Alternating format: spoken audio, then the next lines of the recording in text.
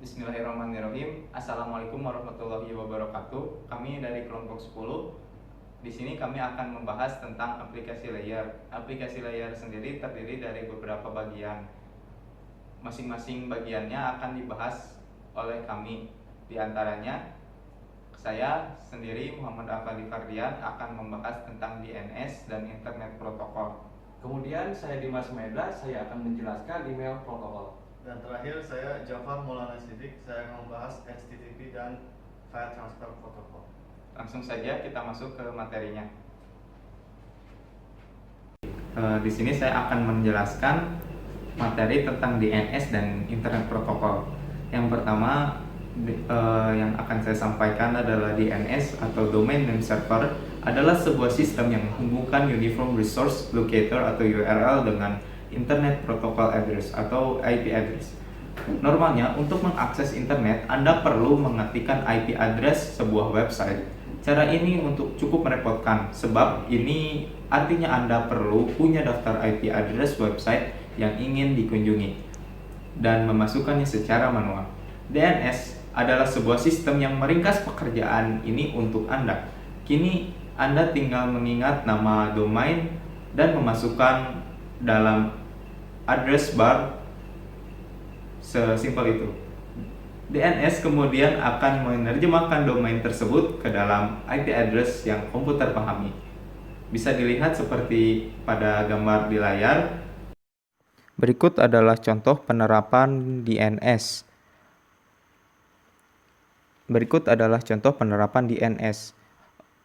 DNS adalah perangkat sebagai jembatan yang bisa divisualisasikan melalui gambar ini. Ketika user mengetikkan URL, maka URL akan dikirimkan ke DNS server. DNS server akan memproses sehingga mengeluarkan IP address. IP address akan dikirim ke web server, lalu web server akan mengirim link yang kita tuju. Jadi fungsi DNS adalah sebagai jembatan pengubah URL ke IP address. Ketika kita mengetahui IP address semua link yang ada, kita tidak memerlukan lagi DNS server. Kemudian setelah kita mengetahui prinsip kerja DNS, kita maju ke Internet Protocol. Internet Protocol Address atau IP address adalah sebaris angka yang dimiliki setiap komputer, ponsel, atau gawai pintar lainnya yang terhubung melalui internet. Angka-angka ini berbeda setiap perangkat dan digunakan untuk menghubungi satu sama lain. Perlu Anda ketahui juga bahwa semua situs merupakan kumpulan file dan data yang dijalankan pada server hosting tempat mereka disimpan, yang juga merupakan perangkat komputer. Oleh karena itu, masing-masing website memiliki IP address-nya sendiri. Setelah mengetahui IP address, kita maju ke RARP atau Reserved Address Solution Protocol. RARP adalah protokol yang bertugas untuk menemukan IP address suatu host yang hanya tahu hardware address-nya saja. Misalkan diskless machine. Hosting akan mengirimkan paket berikut alamat MAC-nya secara broadcast untuk meminta alamat IP yang sesuai. RARP server akan menjawab paket tersebut sehingga alamat IP akan teridentifikasi. Seperti terlihat pada gambar, sesungguhnya RARP didesain untuk memecah masalah mapping alamat sebuah mesin atau komputer di mana mesin atau komputer mengetahui alamat fisiknya namun tidak mengetahui alamat logikanya. Cara kerja RARP ini terjadi pada saat komputer atau router yang baru bergabung dalam jaringan lokal. Kebanyakan tipe komputer yang menerapkan RARP adalah mesin yang diskless atau tidak mempunyai aplikasi program dalam disk. RARP kemudian memberikan request secara broadcast di jaringan lokal. Mesin yang lain pada jaringan lokal yang mengetahui semua seluruh alamat IP yang akan merespon dengan RARP secara unicast. Setelah mengetahui RARP, kita maju ke BOOTP atau Bootstrap Protocol. Adalah protokol client server yang dirancang untuk mendapatkan informasi yang diberikan di atas, yaitu alamat IP, subnet mask, alamat router, alamat IP dari server, nama, dari komputer tanpa disk atau komputer yang diboot untuk pertama kalinya. Sistem operasi dan perangkat lunak jaringan disimpan dalam memori hanya baca atau ROM jika komputer atau workstation tidak memiliki disk. Bisa dilihat pada gambar. Seperti yang dijelaskan di atas, BOOTP adalah protokol yang memungkinkan konfigurasi statis. Alasan dibalik sifat statis BOOTP adalah bahwa kebutuhan untuk menemukan router atau mengganti router secara dinamis dihilangkan ketika hanya satu router yang terhubung ke internet. Namun, jika ada banyak router yang terhubung ke internet, host mencoba untuk mendapatkan rute default. Pada saat startup, dapat mengakibatkan kehilangan koneksi jika router tunggal crash, dan juga crash tidak bisa dideteksi. Server BOOTP menggunakan tabel yang memiliki pemetaan alamat fisik ke alamat IP ketika klien menanyakan alamat IP-nya. BOOTP tidak mendukung mesin seluler.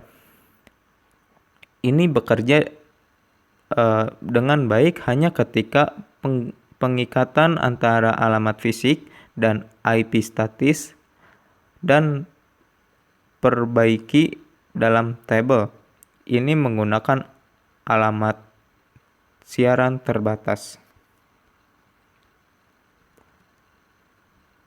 Selanjutnya, saya akan menjelaskan tentang DHCP. Protokol konfigurasi host dinamis atau DHCP memberikan alamat IP secara dinamis melalui jaringan. DHCP lebih fleksibel daripada BOOTP dan itu compatible ke belakang, yang berarti dapat beroperasi dengan klien BOOTP.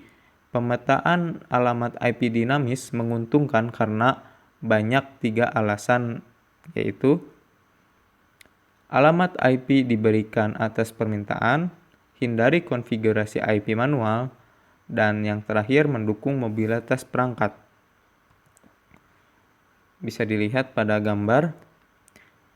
Penugasan IP berdasarkan permintaan berarti memisalkan ada kekurangan alamat IP asli, maka alamat IP dikumpulkan secara terpusat. Jika seorang ingin menggunakan internet, maka alamat IP diberikan secara sementara. Ketika bekerja dilakukan, alamat IP ditarik dan diberikan kepada beberapa pengguna lain. DHCP membantu alokasi penyewaan alamat IP yang tidak kekal. Dengan kata lain, IP ditugaskan untuk waktu terbatas dan setelah masa sewa berakhir, IP ditarik. DHCP diperlukan untuk jaringan nirkabel, di mana komputer ini dapat mempercepat dan melepaskannya dengan cepat. Sekian penjelasan dari saya. Simple Mail Transfer Protocol atau bisa disebut SMTP adalah suatu protokol untuk berkomunikasi dengan server guna mengirim email dari lokal email ke server. Sebelum akhirnya dikirim ke server email penerima, proses ini dikontrol dengan mail transfer agent yang ada dalam server email yang bisa digunakan. Bisa dilihat di animasi video ini. Jadi, sebagai contoh, ketika Anda menulis email menggunakan klien email seperti Microsoft Outlook, dan kemudian ketika Anda menekan kirim, Gmail tersebut berpindah dari komputer Anda ke server email Anda menggunakan protokol SMTP. Sekarang server ini juga dikenal sebagai server SMTP. Dan inilah yang dikonfigurasi di klien email. Misalnya jika Anda menggunakan Gmail, alamat server SMTP adalah smtp.gmail.com dan kemudian server SMTP Anda akan mengirim pesan ke server email penerima juga menggunakan SMTP.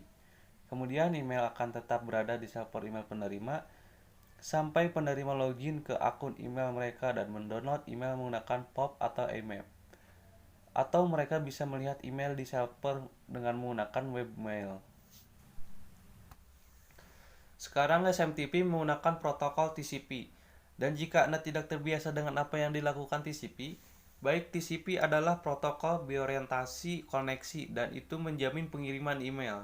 Sekarang ini dengan asumsi bahwa alamat email tujuan sudah benar dan masih ada, tetapi jika karena alasan tertentu, email yang Anda kirim tidak mencapai tujuannya, misalnya mungkin Anda salah mengeja alamat Gmail, atau alamat email tersebut sudah tidak ada lagi. Jadi, jika ini terjadi, Anda akan mendapatkan kesalahan pengiriman surat yang sudah dikenal di kotak surat Anda yang memberitahu Anda bahwa email yang Anda kirim gagal. Dan seperti POP dan IMAP, SMTP juga dikonfigurasi di klien email dan seperti Microsoft Outlook, Mozilla Thunderbird, atau perangkat saluran Anda. Jadi misalnya jika Anda menggunakan Gmail, Anda akan menggunakan smtp.gmail.com di pengaturan server keluar di klien email Anda. Dan ini juga dikenal sebagai pengatur server SMTP. Pengaturan ini memberitahu klien email Anda kemana ini dapat mengirim email. Jadi kesimpulannya pada dasarnya SMTP mirip dengan tukang pos. Tukang pos mengambil surat dari kotak surat Anda di rumah dan kemudian menemukan rute yang benar dan kemudian mengirimkan ke kotak surat tujuan. Post Office Protocol adalah versi terbaru dari protokol standar untuk menerima email. POP merupakan protokol klien atau server di mana email dikirim dari server ke email lokal, digunakan untuk berkomunikasi dengan email server dan mengunduh semua email ke email lokal tanpa menyimpan salinan di server. Biasanya, dalam aplikasi email terdapat pilihan untuk tetap menyimpan salinan email yang diunduh pada server atau tidak. Terlihat seperti video animasi tersebut. Jadi mari kita jelaskan terlebih dahulu tentang POP3. Sekarang POP3 adalah singkatan dari Post Office Protocol versi ketiga. Sekarang POP3 adalah yang paling sederhana dari dua protokol, karena satu-satunya yang dilakukan POP3 adalah mengunduh email ke perangkat Anda dari server surat. Dan itu hanya mengunduh apa yang ada di folder kotak masuk di mana email berada. Karena hanya mengunduh apa yang ada di kotak masuk Anda dan tidak melakukan sinkronisasi apapun. Jadi misalnya di sini kita memiliki dua komputer yang dikonfigurasi untuk mengambil akun email yang sama dan seperti yang Anda ketahui, struktur folder pada kedua komputer ini berada karena POP3 tidak menyinkronkan folder. Sekarang secara default saat Anda menggunakan POP3, email akan dihapus di server email setelah diunduh ke perangkat. Jadi tidak ada salinan email yang disimpan di server. Jadi yang terjadi adalah ketika email baru masuk ke server email, jika komputer ini memeriksa server email terlebih dahulu, komputer ini akan menerima email, tetapi komputer lain tidak akan menerima email. Karena email sudah diunduh, jadi tidak ada salinan email yang disimpan di server. Namun kebanyakan klien email akan memiliki pengaturan yang dapat Anda periksa untuk meninggalkan salinan di server, sehingga semua perangkat Anda dapat mengambil email. Internet Message Access Protocol adalah merupakan protokol komunikasi dua arah sebagai perubahan yang dibuat pada lokal mail yang dikirim ke server. Pada dasarnya, ini email tetap berada di server. Protokol IMAP lebih direkomendasikan oleh penyedia email seperti Gmail dibandingkan menggunakan POP dalam IMAP. Email disimpan di server. Ketika Anda akan mengecek email, lokal mail akan menghubungi server untuk menampilkan pesan email, sehingga untuk file pesan email tetap berada di server dan tidak di-download ke email lokal. Terlihat seperti animasi video tersebut. Mari kita jelaskan tentang IMAP. IMAP adalah singkatan dari Internet Message Access Protocol. Sekarang IMAP juga digunakan untuk mengambil email, tetapi IMAP sedikit berbeda. IMAP memungkinkan untuk melihat email yang ada di server dari beberapa perangkat. Email disimpan di server dan penyimpanan salinan lokal email ke semua perangkat. Dan itu menyinkronkan semua folder dan semua yang ada di dalamnya. Jadi, itu menyinkronkan kotak masuk Anda, item terkirim, item yang dihapus, draft, dan folder khusus apapun yang mungkin telah Anda buat. Jadi, saat Anda melihat email di komputer, tablet, atau ponsel cerdas, email Anda akan sama persis karena semua disinkronkan. Jadi, misalnya dalam demonstrasi ini kita melihat bahwa semua email dan folder sama persis antara kedua komputer ini. Jadi, jika kita menghapus email di komputer, email akan dihapus di server email dan kemudian dihapus di komputer ini juga. Jadi, jika kita pergi ke komputer lain dan misalnya mari kita lanjutkan dan hapus semua email. Dan ketika ini terjadi, semua email di server dan komputer lain juga akan dihapus. Dan jika ada email baru yang masuk, email pertama masuk ke server, kemudian saat komputer ini disinkronkan dengan server email, email baru akan muncul di komputer ini. Jadi, di contoh lain, mari kita lanjutkan dan membuat folder khusus. Jadi, kita akan membuat folder khusus dan memberi namanya.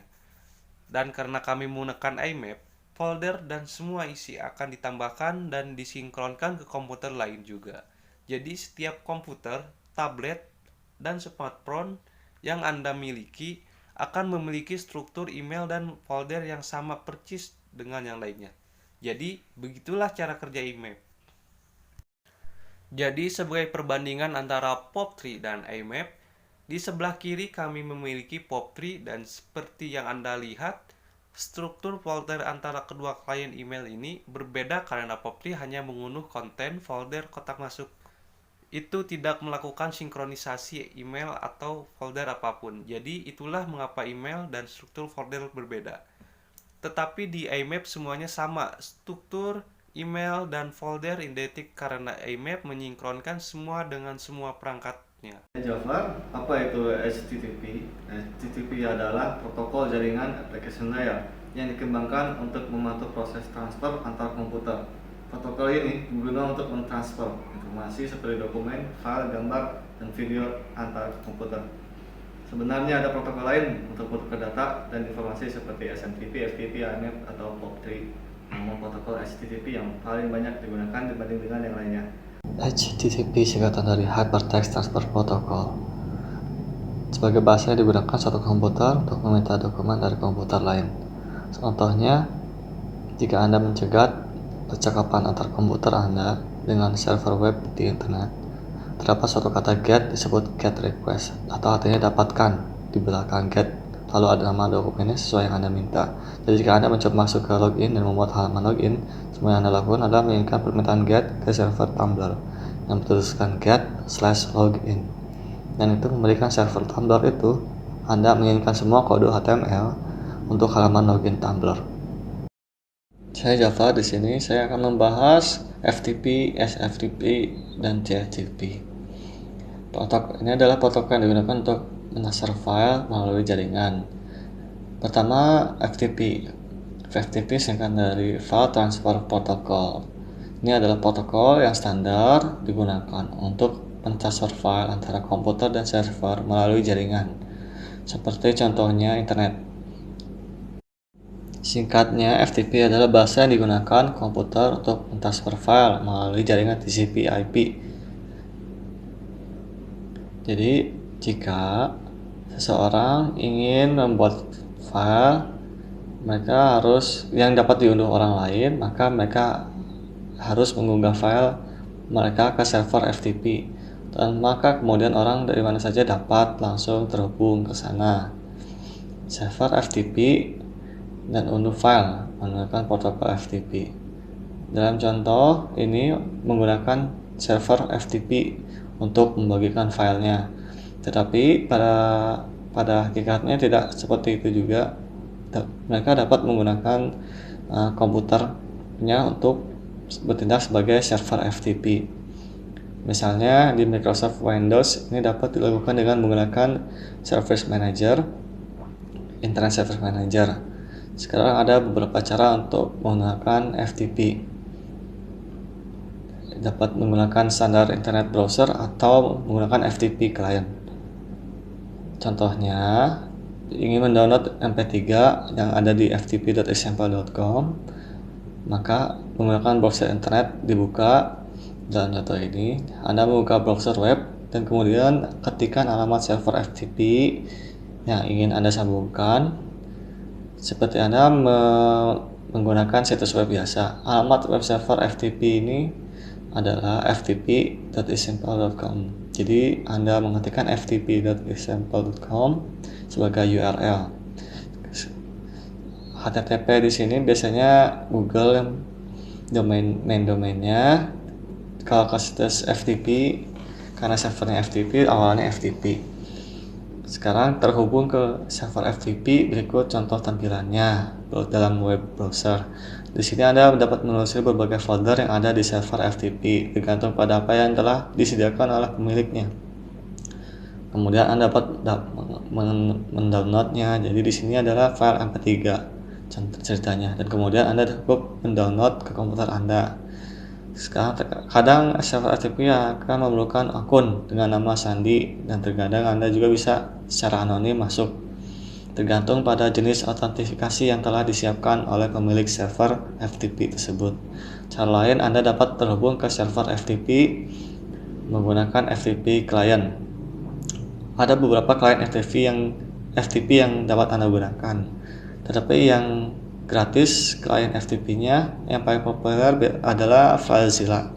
Anda dapat mendownloadnya secara gratis.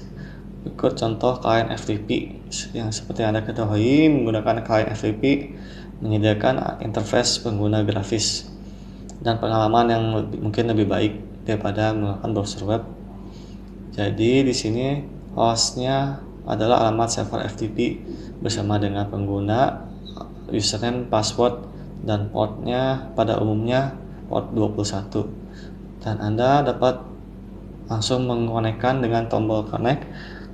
Di sini panel kiri adalah storage lokal Anda yang pada dapat komputer, dan di sebelah kanan adalah komputer pada server remote site. Kemudian dari sini dapat mengklik atau drag and drop untuk mendownloadnya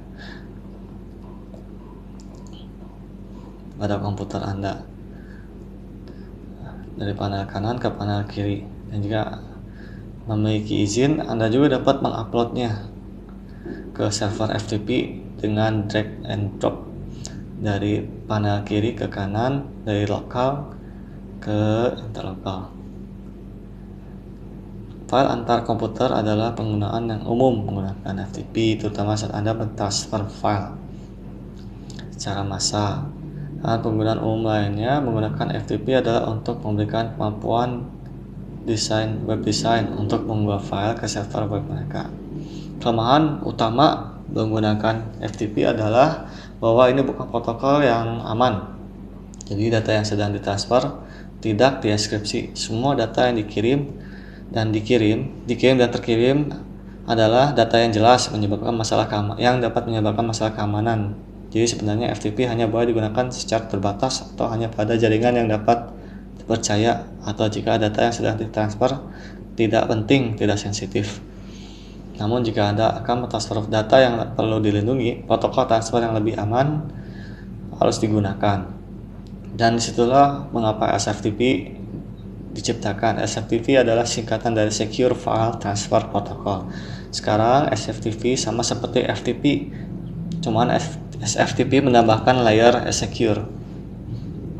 Sebenarnya mereka dieskripsi dengan menggunakan secure shell selama transfer data. Jadi tidak ada data yang dikirim dalam teks jelas, semuanya terenskripsi. Dan secure FTP mengautentikasi pengguna dan server serta menggunakan port 22. Bahwa FTP dan secure FTP adalah protokol berorientasi koneksi yang menggunakan TCP untuk transfer file. Jadi mereka menjamin keamanan file menjamin keutuhan file. TFTP, nah sekarang ada TFTP adalah Trivial File Transfer Protocol. Adalah file transfer protokol yang sangat sederhana dan tidak digunakan untuk mentransfer file melalui internet seperti FTP dan SFTP. Ini terutama digunakan untuk mentransfer file dalam jaringan area lokal saja. Misalnya digunakan untuk mentransfer file konfigurasi dan images firmware ke perangkat jaringan seperti firewall dan router. Jadi TFTP adalah sesuatu yang tidak akan pernah digunakan oleh kebanyakan orang dan tidak seperti FTP dan SFTP yang menggunakan protokol TCP untuk transfer file. TFTP protokol tanpa koneksi yang menggunakan protokol UDP, dan karena menggunakan UDP bukan TCP, ini adalah protokol transfer yang tidak diandalkan. Dan jika Anda tidak terbiasa dengan TCP atau UDP, maka dapat dibahas oleh kelompok yang menjelaskan tentang TCP UDP atau transport layer. Terima kasih atas perhatiannya. Sekian materi dari kelompok 10. Mohon maaf bila ada kekurangannya. Wabillahi taufiq wal hidayah. Wassalamualaikum warahmatullahi wabarakatuh.